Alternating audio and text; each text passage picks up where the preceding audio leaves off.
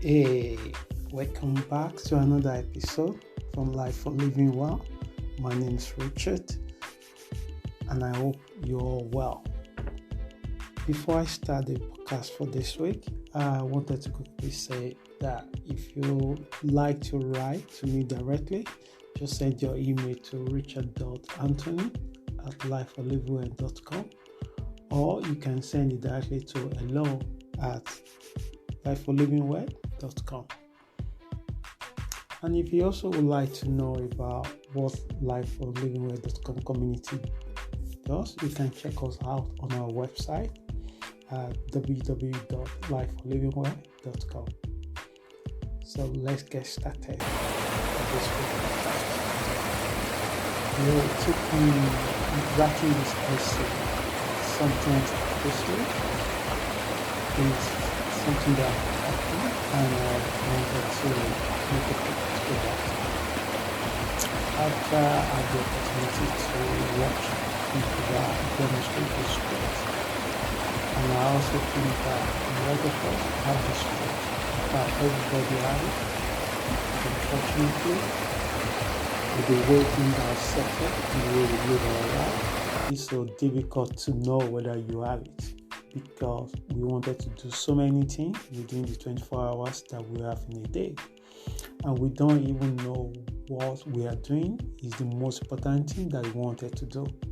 We have a burning desire to make, to create, or to be, but we have no idea how this can be done. But it's very therapeutic and soothing when we know few or two people that have already done this. Maybe you heard about them, maybe you watched them in the film, maybe you read a book, maybe someone tell you about it, maybe you are hearing about it for the first time through this podcast. Wherever you find this thing, it could be your own parent, your own friend, or it could be someone that you appreciate a lot in your life. But I wanted to tell you that you also have it. You might not develop it, or you might not know how to develop it, or no one have told you how to develop this trait in yourself. But by the time we finish this podcast, I hope that you will find enough desire to want to work and improve this trait in yourself, because it's one of those traits that will make things that you want to happen in your life happen, and it comes with a responsibility as well. So let's get started. So the topic I have for everyone, for us this week, I call it focus. So I wanted to look at the focus as a trait, and why is it so difficult to develop it, and why we are not consistent in it, why is only few people that do it. Even the professional sport elites, they have to embrace focus into their routine, because without that, there's no way they will be at the peak of their career. So that means that to outside world, they are making load of sacrifices. When to do this, when not to do that. So meaning that you're making micro decisions every few seconds. And to become a focused person, you also have to be a certain person, like you already work on yourself, like you build your own, because it takes confidence to be focused. Because saying no to a lot of things, it creates stress to a lot of people. And especially when you are still zoned where you are people pleaser, and this will be really difficult for you to be focused, because everyone will need you to do something for them. So it might not lead you to what you actually wanted to manifest or what you wanted to create. So you have to build this within yourself to do it. So let's look at it one by one. Firstly, this is the time where focus is critical and essential in the world today. If you are willing to take a contribution of yourself, lack of focus can lead to the enemy focus. And this is very obvious in everyday life. We even see it especially in our politics. When one party, especially in the Western world, where you have a short span being power. So you tend to start doing goals of progress, development progress, and then when you finish when another political party come on power, they also come with their own agenda and their own ideas. So as a result, we waste a lot of resources. We are not really making a deeper, longer impact that we wanted to make to the society. So take an example in your life. You started something and you started putting your attention to different things. The main thing that your attention wanted to be, you already diluted it with so many things. At the end, you do everything halfway. Nothing really tangible because you cannot really put your focus into so many different things. Many people fill their life with many activities, though it often takes them away from their immediate feelings and needs. Before we look into the benefit of focus, let's briefly explore how being focused for a few minutes is a challenge for most people. Even if you try, it's just a few seconds that your attention will be required, either within your own self, by your thoughts, by your thinking, or the style of comfort that you develop over the years. And if none of that is actually disturb your focus, your outside world, your friends, your family, your colleagues, politics, the weather, coronavirus, all these things will have impact on whether you are a focus or you don't. So I say that focus sometimes is like someone on a bike. You like to ride a bike. When you troll over from the bike, you don't just give away. If your goal is to learn how to ride a bike, you have enough courage to jump over it again and give it a try again and give it a try again until you can find your body and the bicycle, find a balance where you can find the momentum to ride the bike. So think about your daily routine. From the start, you wake up in the morning. You may notice your mind is easily hijacked with many noises of what may happen in the day. And if you don't aware of this, it's easier to become a pattern or behavior. It takes a lot of mindfulness to say that we become what we think. Sometimes our thought about what happened in the past to our life could make that thing that happened in our life become real to us right now. And it takes a great awareness and mindfulness and intentional habit to constantly rethinking that. So this is coming from your thoughts, and before you know it, you are already in the zone of worry and anxiety in some extreme cases. It is practically impossible to focus when our inner world is chaotic. Imagine someone that on a rolling event, as soon as he sat on that boat, what he was thinking is tuna sandwiches that we have in the night. So it makes amazing moment of where he is or she is at that moment. Imagine someone that all the time, with the statement someone that have made in their life, maybe they value that person's opinion and judgment, and they took what that person have said to them as fact, and they replay it. That person said it once, but they replay it thousands of times in their mind. A focused person never allow themselves to get to that level. So, if our inner world is chaotic, we already have a battle in our hand to become a focus. and we have a little control with outer world. So if you are struggling to control our inner world, which is combination of our thoughts, past events, if you are not able to be on top of these things, it is practically impossible to focus on one particular thing for long. Our focus will become more challenging.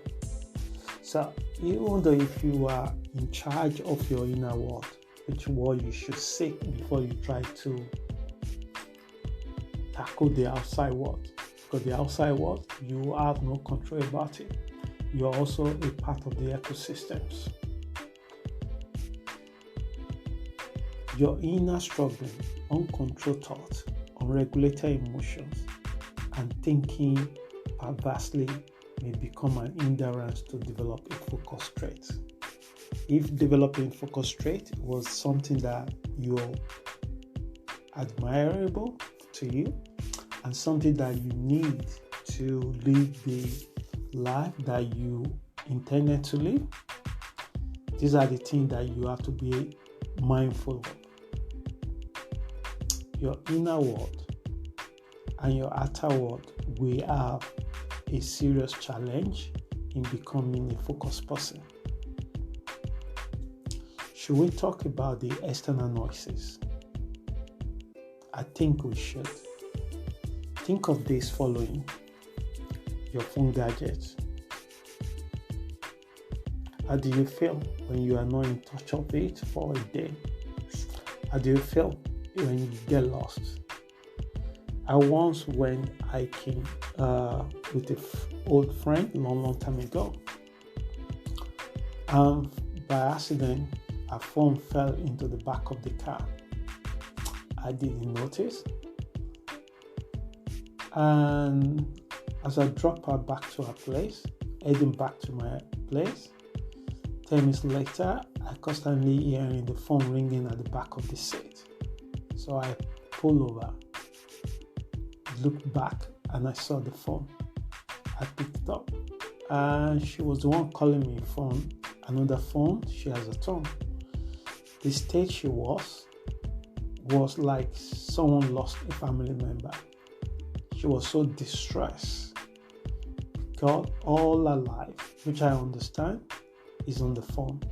The contact, the people she messages with.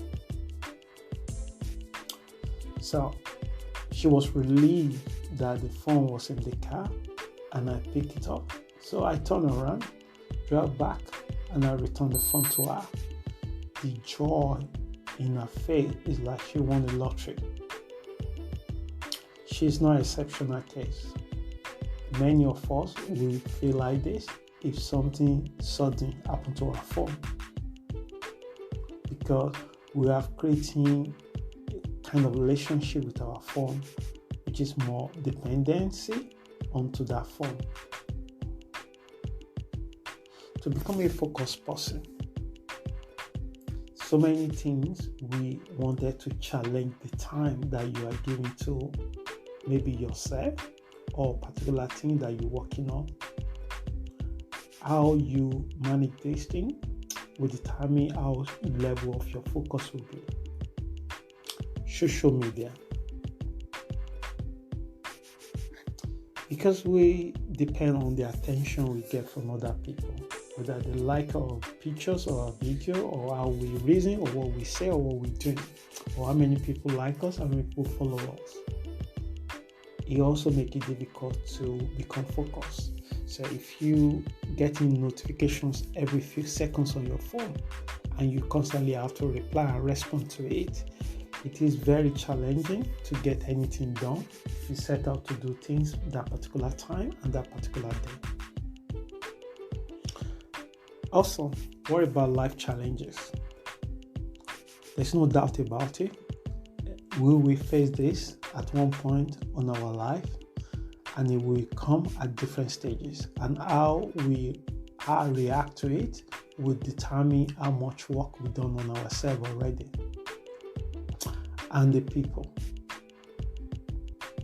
So these are the agents that will challenge you developing focus as a trait in your activities or in your own life. So there are times that our focus will suffer, no doubt about it. Even the strongest one among us will struggle to remain focused when this period comes to you. So don't be disheartening about this, but the period will pass and hopefully we will return to our natural state. So there are questions you should ask yourself frequently. How much time do you spend without doing a thing?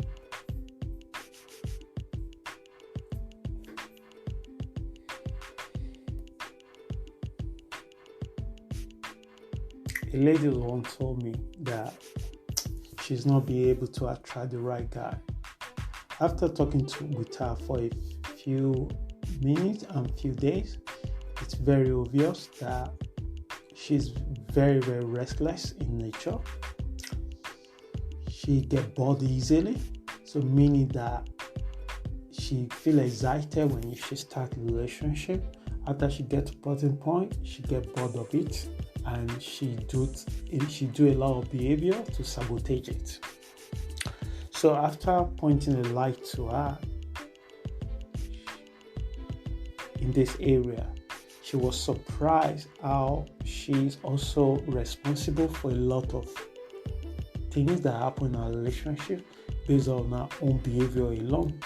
I didn't have the opportunity to meet all those people that she had a relationship with, but based on what she told me, based on what I've observed, based on what I've seen, if she can work on herself alone, perhaps she might have different experience in a relationship at the same time. So the lack of focus make it so impossible to keep relationship for long, because when she started it, she's already branching to different things that she wanted to do, which is fine. Is having a right priority and setting the appropriate time for different things make this happen. But when you are very poor in communicating what you want, what you need, you're just acting out, it's so easy for other people to conclude that you're crazy. So as a focused person, they don't have this problem. They are independent, they're also dependent. I know it's strange how you say that, but that's the fact. So there are questions you should ask yourself frequently. How much time do you spend without doing a thing? What is your actual natural state? What benefit do you derive from becoming focused? So I'm bringing this podcast to the end, but before I bring it to the end, it will not be justified without examining few benefits of a focused person in this particular podcast. I managed to just put 5 in this particular podcast. You may be able to read more to it, or you may have more than this in yourself already. Number 1 thing you will notice about focused person, they are very productive. So the obvious things you will notice about focused individual is that they often manifest their goals with diligence and patience. Their time management is spot on, and they're able to prioritize the most important thing first. Most people don't ask themselves, what do you want to achieve for that day? Is what I'm doing now, does that lead me to what I want to make happen? What do you want to try to manifest in 3 years' time? Is what I'm doing now, does that lead me to it? So this is where a focused person can appear serious and thoughtful. But again, it's a trait that if it's not something that is natural for you, it's something that you can borrow or you can develop it in yourself. But it takes work. And this is where a lot of people fall short, because no one wants to do that. They want immediate satisfaction right now. So Number 2, effectiveness. A focused person is willing to cut off waste and distraction from their life. How will you be effective when the places that you don't know where you put the pen or the paper or the phone, or you disorganize? You have no idea where things is. You pick course, every course that come, you are not deciding about it. You let other people hijacking your time. A friend once asked me, "You seem to do a lot of things. How do you do that? How do you find time?" And I look into him and I say that he spends a lot of his time when he's not working on the TV. And I said to him, "How many hours you have in a day?" And he said 24 hours. "How many of that do you use to sleep?" And he said 7 hours. "So how many of hours in that day you used to work?" He said 8 hours to 9 hours. And I said, "Okay, what happened to the remaining 6 hours and 7 hours you have?" He cannot give account to him. So I said, "Okay, why can't you take a auditing yourself, how you spend your day, and see how much you have enough hour in a day. It's how you use it and what you use it on that counts." Number 3, reduce stress. A focused person is honest and takes a duty and responsibility very seriously. They hardly express clinical or extreme stress. Because when you are focused like this, you know what you want, you know who you are, and you'll be able to be honest with yourself and other people. They might not accept it, but the time will tell. And then they will be able to respect you for that. But when you're trying to be other people to see you a certain way, it is very difficult to be honest because you don't want to hurt their feelings. So number 4, connectivity and engagement. They are great communicators because they listen and give their attention to their relationships. So when these people have a relationship, they create the time for those people in their life. If they are involved in a project or activities, they invest 100% of their time to it. They don't do it halfway.